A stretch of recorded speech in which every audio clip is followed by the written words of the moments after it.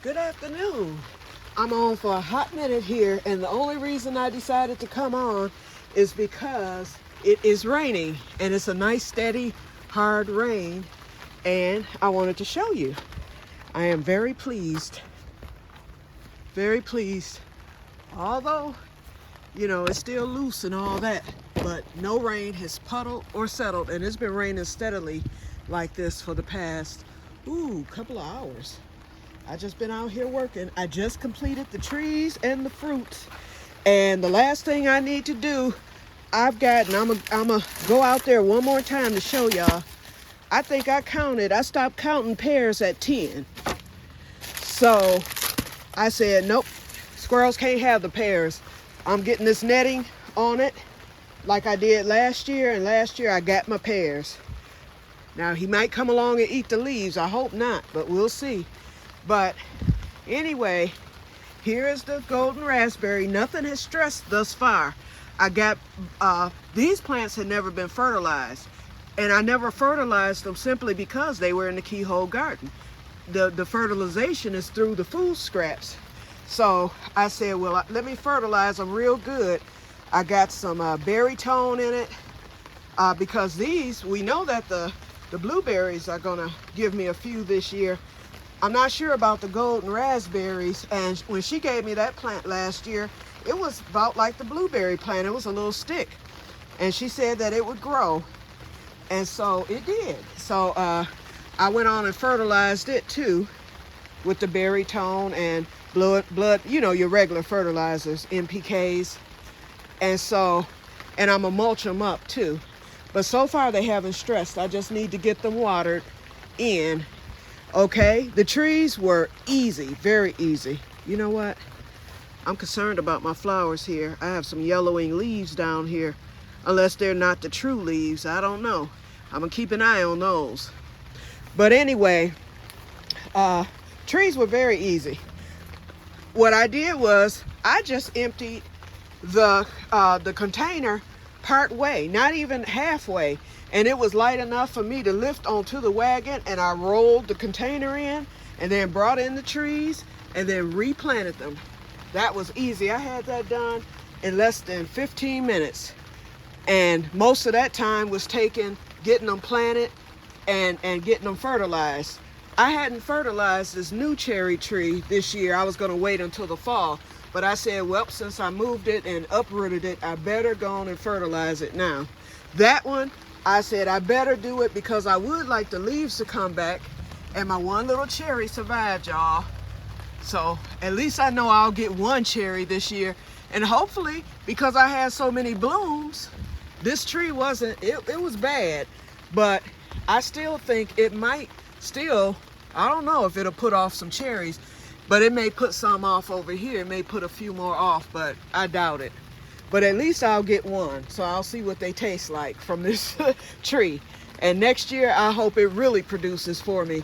It did not stress once I moved it and I got the damage cut off the tree. I wish I could propagate. I really wish I could, but I'm gonna use that wood for my barbecue pit, y'all. Some cherry wood. Okay, so it doesn't, after I got it fixed, it doesn't look as bad, and I'm gonna just leave the stems on there, because those leaves will regenerate. I'm almost certain. I just may not get any cherries. This would have been a cherry. You can look at it and tell. Cherries would have come out of there. So hopefully God will touch it, just like Jesus touched that fig tree. No, he cursed the fig tree. Oops, don't want that to happen. Okay. No, I want Jesus to touch this cherry tree and at least give me 10 cherries. That's all I ask for. I'll be satisfied. But we know we got one coming, so we'll see how that works out. Okay, let's go out here real quick because I'm keeping this under 6 minutes, hopefully. Here's my netting. I have 2 of those, and I hate this netting. It is so hard to fool with and get off, but it works. Okay, so I will do this after the rain stops. I'm not going to get soaked doing that, but I'm very happy about my roof here. And what's with this wasp? I've been trying to get him all day. Hold on, let me get him. Get your behind out of here. Hope he don't come back and sting me. Okay, now real quick. So my shovel is still there. Yeah, I just shoveled. This is some extra mulch I had, but it was full of ants. So I'm gonna get one of those new bags and I'm gonna mulch around the trees, mulch around the fruit bushes, and that'll be it. Actually, I can grab some mulch out of the bed. I got a little mulch in there already, but it's not enough to mulch the trees. I'm gonna leave the arugula, and like I said, I got those potatoes in there, and I'm gonna put some hot peppers in here. But anyway, see something to mess with the pear tree already. See that limb broke? But there's a pear. I don't know if y'all can see the pears. I see 1, 2 up here, 3, 4, 5, 6, 7, 8, 9, 10 up there on that branch alone. 11, 12. I don't know if y'all can see them. Let's see, I saw some more. 13, 14, 15, 16, 17, 18, 19. That's a lot for this little tree. 20. One right there. Oh, 21, 22. Oh, this tree is loaded for it to be a baby tree. I've only had this tree when that other one died. That was 2 years ago in 2022. And then look at it. It looks so bad. Let's see. I should get peaches this year. Now this one bloomed a little bit. Oh, well, I got to do 2. There's one. So I got one coming there that I see thus far. And I'm getting wet, so I'm not gonna, but since I see that pear, I'm netting them all. I'm just gonna net all of them. So that will be once this rain stops, and I hope it does, because Mr. Squirrel's gonna be mad when he sees that his lunch is gone now. So he's gonna go to the next thing, which is the pear trees, okay? So I'm gonna get that cut and just ready, even if I have to go out there in the rain. In the meantime, what I'm getting ready to do now, where are my scissors? Here they are. I brought my thicker scissors out. Oh, I brought this out of the shed, my little towel can that I had in my garage. I was like, oh, I can use that in the greenhouse for towels. Oh, another thing. I had collapsed this table because I thought I was going to need to take this table out in order to accommodate the trees. Actually, it's not that bad because I don't want it to look crowded in here, and now it is. And see, I'm getting ready to get a itchy, what's it called? An itchy Cairo persimmon tree. Oh, I want one. And that's my birthday present to myself this year, unless somebody finds it in their heart to order me one. And I'm talking family. But anyway, I'm gonna put that out there. Or, because I'm doing that 60th birthday dinner. So if I get some money from that, I'll use that to order the itchy Cairo persimmon tree. And that was gonna go in here anyway, but I think I'll get it figured out. I'll probably move the persimmon tree up here because it's gonna be a baby, only in a 5-gallon pot. So I can actually put it anywhere until it starts to grow. And then, because I'll probably take it in for the winter and then bring it out next spring. So it's gonna be a while before that one takes off. I'll probably end up moving the blackberry bush and putting it over here because I definitely want that tree. And that was the plan to begin with, but then I had to make the detour with the cherry trees. But they don't look bad over there. I'm gonna get them aligned. I'll move that one crate out of the corner and then put the cherry tree to the other pole over there. And then those are my crates of crowder peas. So I can move those either up further because it started the 3rd row anyway. Well, I got 3 rows. I can move them up further. I'll get them figured out. I can even move them up here in front of this table because I'm basically through with this table until seeding next year. So, but I'll get those trees aligned. Or I could put those, I might move my raspberry or either both my raspberries or both of my blueberries to the middle there. And then that way I can replace the raspberry and blueberry up here with the crowder peas down there.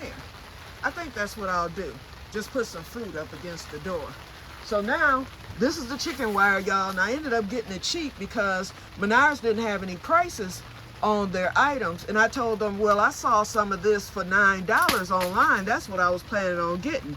but they had sold out of that. So this one, it was a price up above it, and it had an arrow pointing down to the chicken wire this size, and it said $18 for a roll. I'm thinking, okay, I don't need a roll this big, but I need a roll, and I don't want to wait around until they restock on the $9 one, which will probably sell out real quick.